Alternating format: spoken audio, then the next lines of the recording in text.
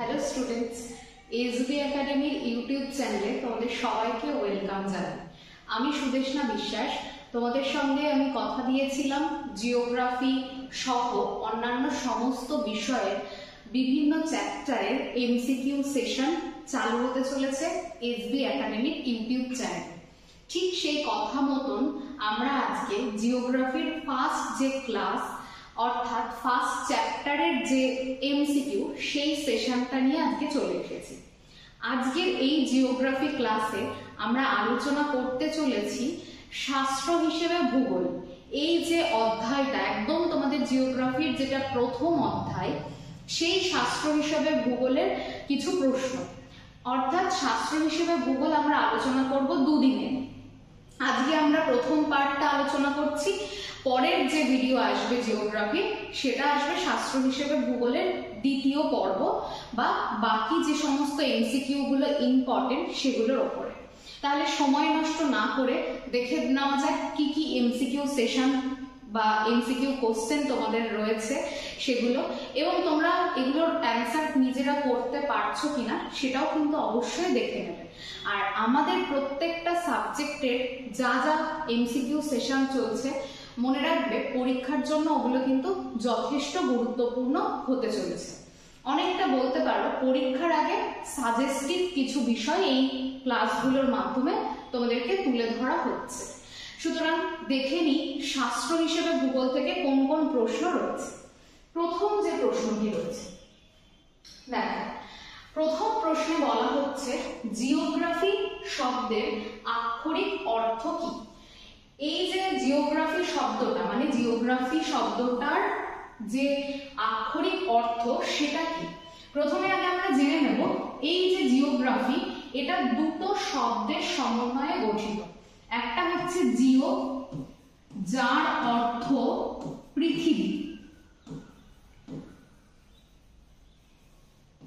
আরেকটা হচ্ছে গ্রাফোস, যার অর্থ বর্ণনা। তাহলে দেখো জিওগ্রাফি দুটো শব্দের সমন্বয়ে গঠিত, একটা জিও যার অর্থ পৃথিবী, আরেকটা গ্রাফোস যার অর্থ বর্ণনা। তাহলে এখানে অপশন থেকে আমরা দেখে খুব সহজেই বুঝতে পারছি জিওগ্রাফি শব্দের আক্ষরিক অর্থ অবশ্যই পৃথিবীর বর্ণনা। পরবর্তী প্রশ্ন দেখে নেব। দেখ পরের যে প্রশ্ন, জিওগ্রাফি শব্দটা প্রথম কে ব্যবহার করেন। এটা আমরা অনেকেই খুব ভালোভাবে জানি, আবার অনেকের ভুল হয়ে যায়। সেটা হচ্ছে জিওগ্রাফি শব্দটা যখন বলা হবে প্রথম ব্যবহার করেন তখন অ্যান্সার অবশ্যই হবে অপশন বি, এরাটোস্থেনিস হবে জিওগ্রাফি শব্দটার প্রথম ব্যবহারকারী। কিন্তু কোশ্চেনে যদি কোনো কারণে দেওয়া থাকে যে ভারতে প্রথম ভূগোল শব্দটা কে ব্যবহার করেন এবং অবশ্যই উল্লেখ থাকবে ভারতে ভূগোল শব্দটা কে প্রথম ব্যবহার করেন, তখন কিন্তু উত্তর অবশ্যই হবে বরাহমিহির। তাহলে বোঝাতে পারলাম আশা করি। সেটা হচ্ছে জিওগ্রাফি শব্দটা যদি বলে প্রথম কে ব্যবহার করেন তাহলে অবশ্যই উত্তর হবে এরাটোস্থেনিস। যদি বলে প্রাচীন ভারতে ভূগোল শব্দটা প্রথম কে ব্যবহার করেন তখন উত্তর হবে বরাহমিহির। এই বরাহমিহির তার সূর্য সিদ্ধান্ত গ্রন্থ, বরাহমিহির তার সূর্য সিদ্ধান্ত গ্রন্থে প্রথম ব্যবহার করেন এই ভূগোল শব্দটা। তাহলে জিওগ্রাফি বললে এরাটোস্থেনিস, আর ভূগোল এবং তার সঙ্গে ভারতের যদি উল্লেখ থাকে তাহলে বরাহমিহির কোন গ্রন্থে? সূর্য সিদ্ধান্ত গ্রন্থে। পরের যে বিষয়টা কোশ্চেনটা দেখো, বলছে বিশ্বে প্রথম ভূগোল চর্চা কোথায় শুরু হয়। খুব ইম্পর্টেন্ট একটা প্রশ্ন। সেটা হচ্ছে দেখো দুটো বিষয়, যে পৃথিবীতে এবং ভারতে কোথায় ভূগোল চর্চা শুরু হয় আর কোথায় ভূগোল বিভাগ চালু, এরকম কিন্তু দুটো প্রশ্ন আসে। কেউ গুলিয়ে ফেলবে না, এই জায়গাটা কিন্তু খেয়াল করবে। ভূগোল বিভাগ চালু হওয়া আলাদা, ভূগোল চর্চা করা হয় সেটা কিন্তু অবশ্যই আলাদা। তাহলে অপশনগুলোর মধ্যে দেখতেই পাচ্ছি অক্সফোর্ড বিশ্ববিদ্যালয়, আলিগড়, কেমব্রিজ এবং কলকাতা রয়েছে।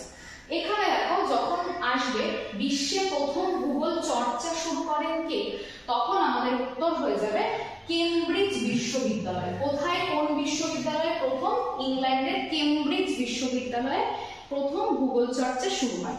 সালটা যদি দেখো তাহলে দেখতে পাবে 1888, 1888 সালে এই প্রথম কেমব্রিজ বিশ্ববিদ্যালয়ে ভূগোল চর্চা শুরু হয়।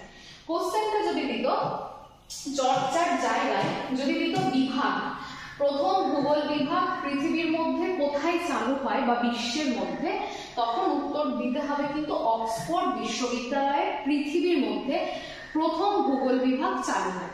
সাল কত? 1899। 1899 সালে বিশ্বে বা পৃথিবীর মধ্যে অক্সফোর্ড বিশ্ববিদ্যালয়ে প্রথম ভূগোল বিভাগ চালু হয়। পরের প্রশ্ন, তোমরা এই যে এমসিকিউ গুলো করছো, এই এমসিকিউ গুলো যদি তোমাদের সত্যি ভালো লেগে থাকে তাহলে কিন্তু অবশ্যই ভিডিওটাতে লাইক করবে এবং শেয়ার করবে। তোমাদের যার যার জিওগ্রাফি সাবজেক্ট রয়েছে প্রত্যেকের কাছে কিন্তু এই জিওগ্রাফির এই ক্লাসগুলোকে শেয়ার করবে। এবং শুধু জিওগ্রাফি না, জানো সমস্ত বিষয়ের আমরা মোটামুটি ভাবে ক্লাস শুরু করে দিয়েছি 1 আগস্ট থেকে, সেই জন্য প্রত্যেকটা কিন্তু খুব ভালোভাবে তোমরা করবে। তাহলে দেখো পরের প্রশ্ন, ভারতে প্রথম যে ভূগোল বিভাগ কোথায় চালু হয়?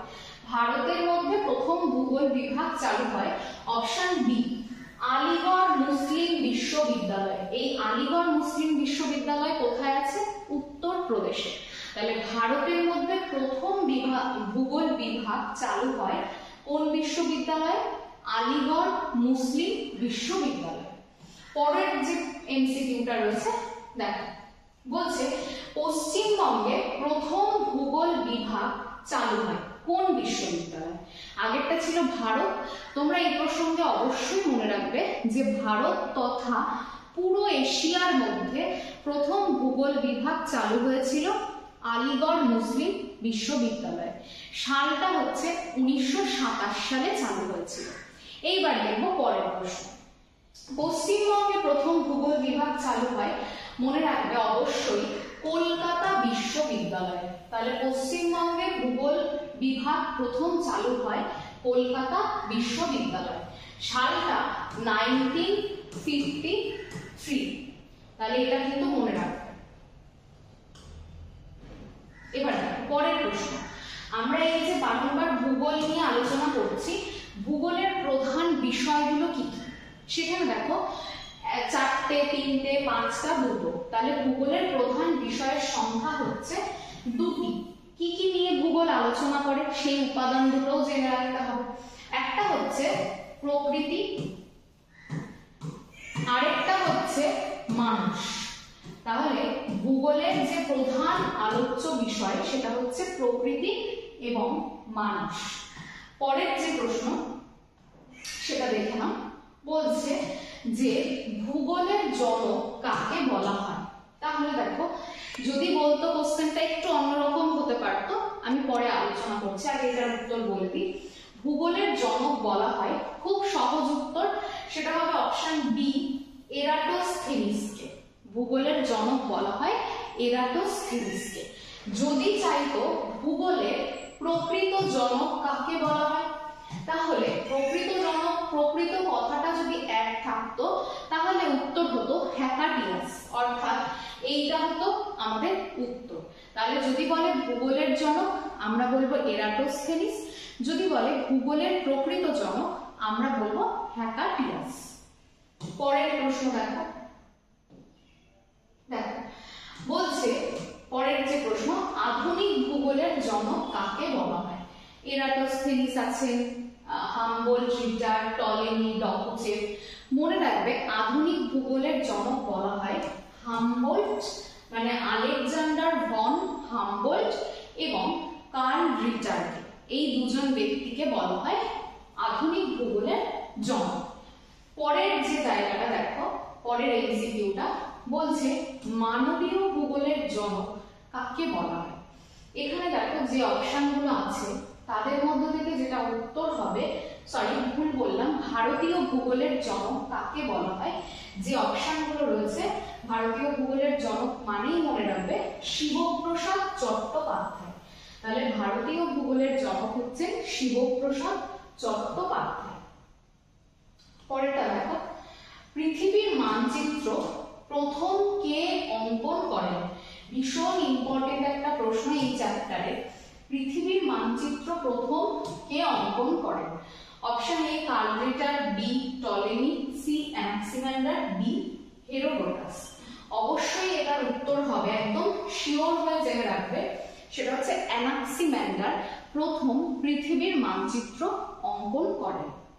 পরের প্রশ্ন দেখো, বলছে প্রথম কে দ্রাঘিমা রেখা অঙ্কন করেন। আমরা জানি দ্রাঘিমা রেখাগুলো কেমন হয়, উত্তর থেকে দক্ষিণে বিস্তৃত।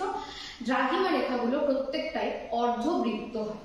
তাহলে এই দ্রাঘিমা রেখা কে প্রথম অঙ্কন করেন, উত্তর হবে হেরোডোটাস। তাহলে হেরোডোটাস প্রথম দ্রাঘিমা রেখা অঙ্কন করেন। পরের প্রশ্নটা দেখে নেব। পরের প্রশ্ন বলছে যে পৃথিবীর পরিধি প্রথম কে নির্ণয় করেন। এটার উত্তর হবে এরাটোস্থেনিস। মনে রাখবে পুরো পৃথিবীর যে পরিধি সেটা নির্ণয় করেছিলেন প্রথম এরাটোস্থেনিস। তারপরের প্রশ্ন দেখো কি বলছে, বলছে স্থান। ইংলিশে এটাকে বলা হয়, অনেক সময় দেখবে প্রশ্নে স্থান না দিয়ে স্পেস কথাটাও কিন্তু দিয়ে দিতে পারে। তাহলে স্থান বা স্পেস শব্দটা প্রথম কে, একটু ভুল হয়েছে কোশ্চেনে, ব্যবহার হবে, ব্যবহার করেন। এটা উত্তর হবে, ব্যবহার করেন, উত্তর হবে এমরিস জোন্স। তাহলে যদি বলে প্রথম স্পেস শব্দটা কে ব্যবহার করেন, উত্তর হয়ে যাবে এমরিস জোন্স। পরের যে প্রশ্নটা দেখো সেটা কি, প্রাকৃতিক ভূগোলের জনক কাকে বলা হয়। তাহলে এখানে দেখো যে কটা অপশন রয়েছে তাদের মধ্যে প্রাকৃতিক ভূগোলের জনক হলেন আলেকজান্ডার ভন হামবোল্ট। তাহলে যদি প্রশ্ন দেয় প্রাকৃতিক ভূগোলের জনককে, আলেকজান্ডার ভন হামবোল্ট। পরের প্রশ্ন দেখো, বলছে মানবীয় ভূগোলের জনক কাকে বলা হয়। যে অপশনগুলো রয়েছে তাদের মধ্যে থেকে সঠিক উত্তরটি হচ্ছে পল ভিদাল দা লা ব্লাশ। এনাকে বলা হয় মানবীয় ভূগোলের জনক। পরের প্রশ্ন দেখো কি বলছে, বলছে আঞ্চলিক ভূগোলের জনক কাকে বলা হয়। আঞ্চলিক ভূগোলের জনক কাকে বলা হয় যখন দিচ্ছে, এটাতে একটুখানি মিস্টেক আছে অপশনে, কার্ল রিটার, হ্যাপাটিয়াস, এমরিস জোন আর অ্যারিস্টটল। আঞ্চলিক ভূগোলের জনক বললে উত্তর হয়ে যাবে কার্ল রিটার। তাহলে আঞ্চলিক ভূগোলের জনক হচ্ছে কার্ল রিটার। পরবর্তী প্রশ্ন দেখে নেব। দেখো